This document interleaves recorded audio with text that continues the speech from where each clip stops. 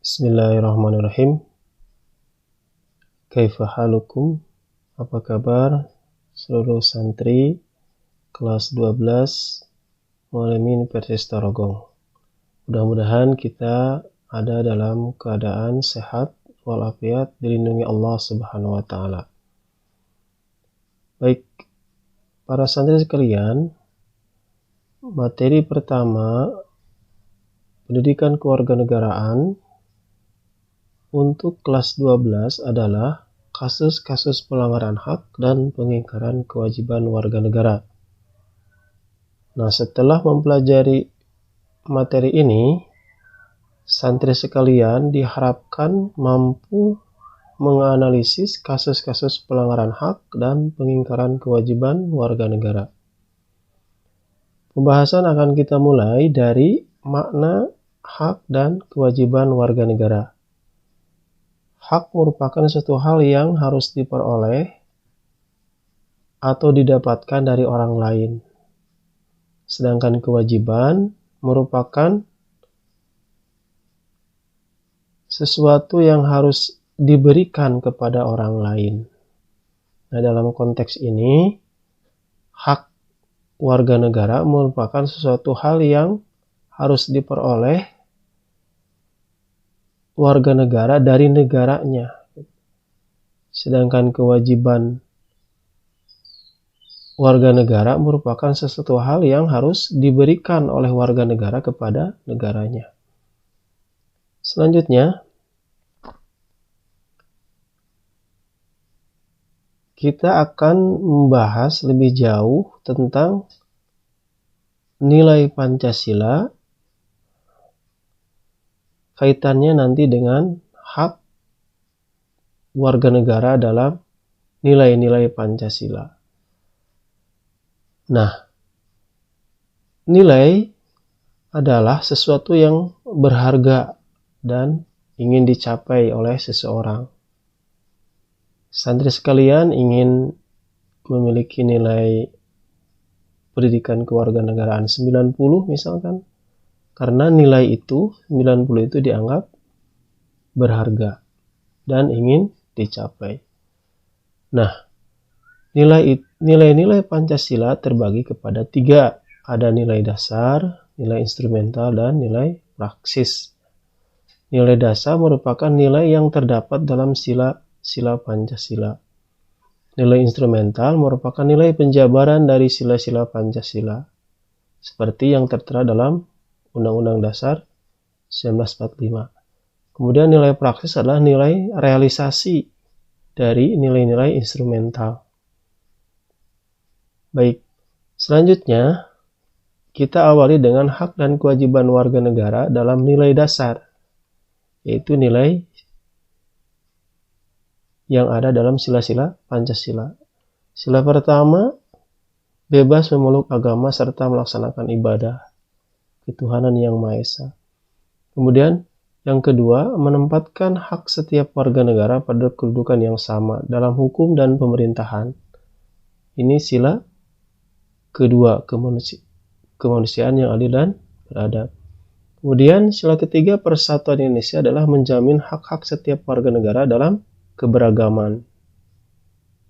Jadi keberagaman agama, suku, bahasa, dan lain-lain itu dijamin dalam nilai dasar Pancasila. Kemudian yang keempat adalah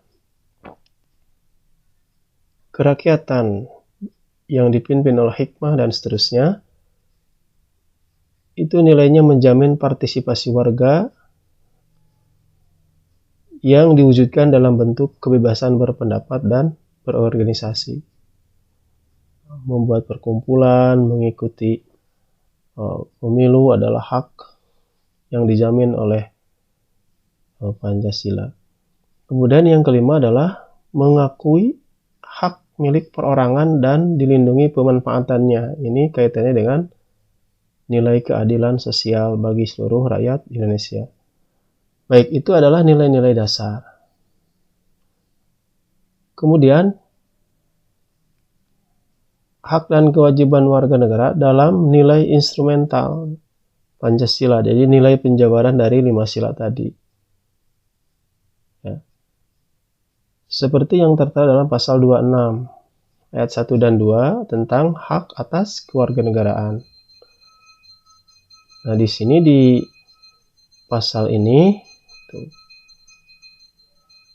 dijelaskan secara umum tentang apa itu warga negara, penduduk, warga negara asing, warga negara Indonesia. Nah, kemudian ini nantinya dijelaskan dalam undang-undang organik, gitu, undang-undang yang lebih rendah kedudukannya, yaitu Undang-Undang Nomor 12 tahun 2006 tentang kewarganegaraan. Kemudian pasal 27 ayat 1 ini menjamin setiap warga negara memiliki kesamaan kedudukan dalam hukum dan pemerintahan. Jadi mau pejabat, mau rakyat sama perlakuannya dalam hukum dan pemerintahan. Kemudian pasal 27 ayat 2. Ini hak mendapatkan pekerjaan dan kehidupan yang layak. Nah, itu kita memiliki hak pelayanan kehidupan yang layak dari negara sesuai dengan pasal 27 ayat 2. Selanjutnya pasal 27 ayat 3 adalah hak dan kewajiban bela negara.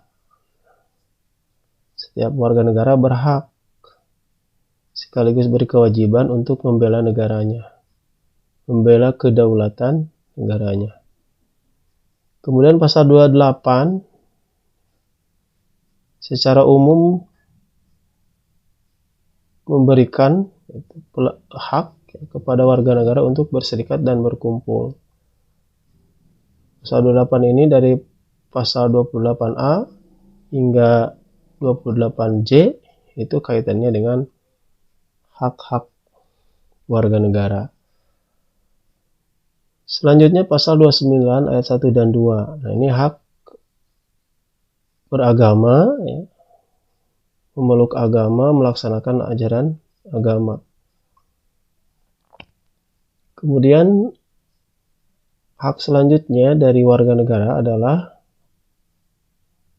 mempertahankan keamanan negara. Jadi hak dalam pertahanan dan keamanan negara sesuai dengan pasal 30 ayat 1 dan 2. Selanjutnya pasal 31, ya, hak mendapatkan pendidikan. Pendidikan yang layak, wajib belajar 9 atau 12 tahun, itu negara yang menjamin fasilitas pendidikannya, kesejahteraan gurunya, dan lain-lain. Itu negara yang menyelenggarakan, negara yang memberikan kepada warga negaranya. Selanjutnya, hak mengembangkan kebudayaan nasional atau daerah di Indonesia sesuai dengan pasal 32 ayat 1 dan 2. Menggelar festival kebudayaan, menampilkan kebudayaan-kebudayaan daerah dalam momen-momen tertentu, itu dilindungi, ya, atau diberikan oleh negara haknya kepada seluruh bangsa Indonesia, kepada seluruh suku yang ada di Indonesia, untuk mengekspresikan kebudayaan adat istiadatnya. Kemudian pasal 33, hak mengambil manfaat dari perekonomian nasional. Jadi seluruh kekayaan Indonesia itu dimanfaatkan oleh warga negara Indonesia. Fasilitas umum terkait dengan perekonomian, ya, itu dapat dinikmati secara bebas, teratur oleh seluruh warga negara Indonesia. Kekayaan alam Indonesia, baik mineral atau non-mineral, itu dimanfaatkan sepenuhnya untuk kepentingan masyarakat warga negara Indonesia. Kemudian yang terakhir yang berkaitan dengan hak warga negara yang dijamin dalam nilai instrumental yang terdapat dalam Undang-Undang Dasar 1945 adalah hak kesejahteraan sosial. Hak mendapatkan pelayanan publik yang baik dari negara, pelayanan kesehatan, pelayanan transportasi, pelayanan listrik, air, dan lain-lain, itu merupakan hak dari warga negara Indonesia dari negaranya. Nah, itu adalah nilai instrumental dari Pancasila yang terdapat dalam Undang-Undang Dasar 45 tentang hak dan kewajiban warga negara dari pasal 26 hingga pasal 34. Selanjutnya adalah hak ketiga, yaitu hak dan kewajiban warga negara dalam nilai praksis Pancasila. Yaitu nilai praksis itu adalah realisasi dari nilai instrumental yang sangat dinamis. Seperti nilai dasar dari sila keempat adalah turut serta dalam pemilihan umum. Maka nilai instrumentalnya adalah pasal 28 tentang kewajiban berserikat, berkumpul, menyampaikan pendapat. Nah, nilai praksisnya, itu nilai yang ada di masyarakatnya, implementasinya adalah pemilihan umum yang bebas, yang demokratis, tanpa tekanan, tanpa intimidasi. Rakyat bebas memilih siapapun yang dikehendakinya.